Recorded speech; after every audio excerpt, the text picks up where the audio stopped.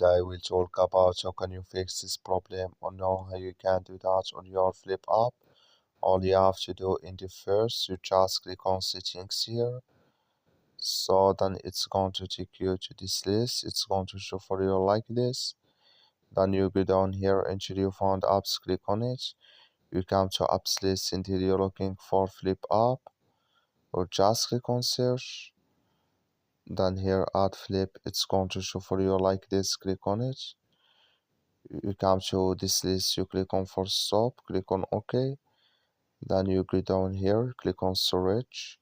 Come to storage list here, just click on clear cache.